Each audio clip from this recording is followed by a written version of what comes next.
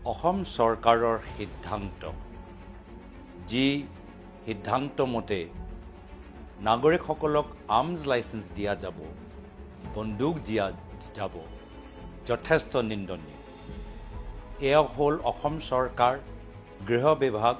আৰু মুখ্যমন্ত্ৰী বিফলতাৰ প্ৰমাণ নিৰাপত্তাৰ দায়িত্ব হ'ল বৰ্তমান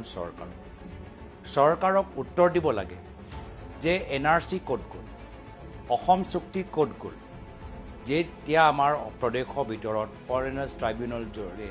বিভিন্ন আমাৰ পদক্ষেপ আছে সেই সময়ত তেওঁলোকে বৰ্তমান নাগৰিকসকলক আৰ্মছ লাইসেন্স দিবলৈ কিয় বাধ্য হৈছে এয়া হ'ল বৰ্তমান চৰকাৰৰ ৰাজনীতি আৰু ৰাইজে ভালদৰে বুজি পাইছে এই আৰ্মছ লাইসেন্স নিৰাপত্তাৰ বাবে নহয় এই আৰ্মছ লাইসেন্স বিজেপি আৰএছএছ কৰা মানুহসকলক দিয়া যাব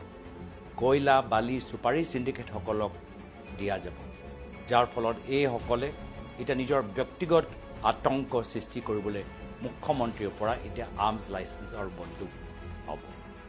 ইতিমধ্যে সুপ্ৰিম কোৰ্টৰ পৰা ৰায় আহিছে যে বৰ্তমান চৰকাৰে পুলিচৰ ওপৰত হেঁচা প্ৰয়োগ কৰি ভুৱা এনকাউণ্টাৰ যোগেদি অৰাজকতা সৃষ্টি কৰিছে এতিয়া আকৌ এই নীতিৰ যোগেদি ভুৱা এনকাউণ্টাৰ হোৱা যথেষ্ট আমি ভাবিব পাৰোঁ সুবিধা আছে ৰাইজে বন্দুক নিবিচাৰে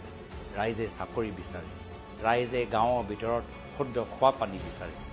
এইখিনিৰ ওপৰত গুৰুত্ব দিয়াটো বৰ্তমান চৰকাৰৰ বাবে বেছি উচিত আমি এই সিদ্ধান্তটো গৰিহণা দিছোঁ আৰু বৰ্তমান ৰাইজক সজাগ আৰু সচেতন হ'বলৈ আহ্বান জনাইছোঁ